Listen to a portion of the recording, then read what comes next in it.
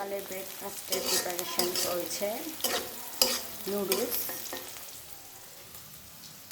আমি নুডলস আগে সিদ্ধ করে ডিম ভেজে নিয়ে রেডি করে রেখেছি, আর এখন পেঁয়াজটা ভাজি করে নিচ্ছি।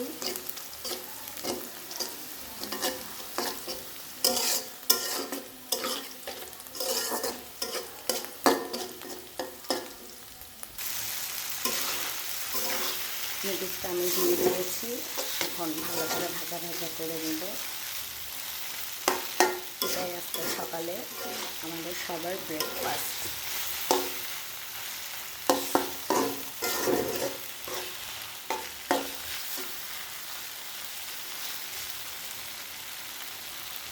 এটা আমার নুডলসের ফাইনাল লুক।